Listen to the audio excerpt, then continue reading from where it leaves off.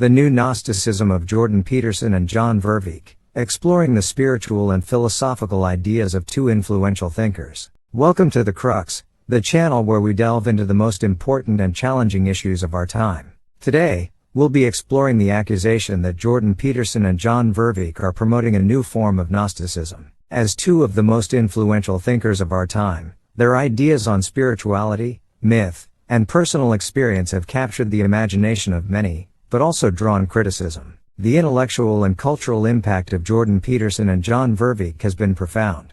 Both have become influential figures in the intellectual world, with millions of followers around the globe. Their ideas on spirituality, myth and personal experience have captured the imagination of many, offering a new vision of reality and hope in a world that often seems dark and empty. However, as their ideas have gained traction, so too have the criticisms that they are promoting a new form of Gnosticism. In this video, we will explore the nature and implications of this accusation in depth. Gnosticism was a religious and philosophical movement that emerged in the Middle East during the 1st and 2nd centuries AD.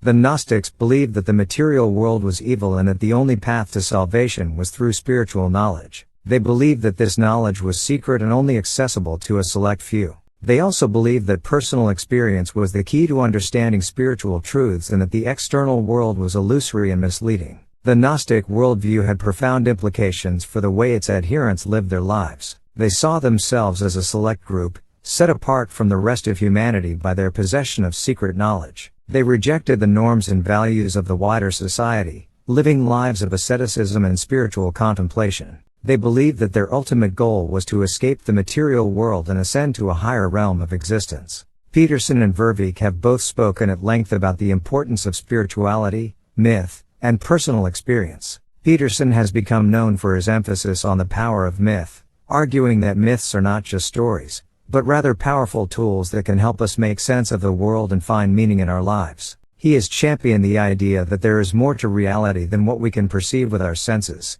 and that we need to explore our inner selves in order to find meaning and purpose in life. He sees himself as a modern-day mythologist, exploring the archetypes and symbols that lay at the heart of the human experience. Vervaeke, on the other hand, has become known for his emphasis on cognitive science and its relationship to spirituality. He argues that spirituality is not just a matter of faith or belief, but rather a cognitive process that can be studied and understood. He sees himself as a modern-day philosopher, exploring the deep connections between the mind, the brain, and the cosmos. Despite the differences between Peterson's and Vervaeke's ideas and those of the Gnostics, they have been accused of promoting a new form of Gnosticism. This accusation is based on several factors. Firstly, their emphasis on personal experience and subjective interpretation can be seen as overly individualistic, placing too much emphasis on personal experience and devaluing the importance of objective reality. Secondly, their rejection of empirical evidence can be seen as anti-intellectual, dismissing the importance of academic expertise and scientific inquiry.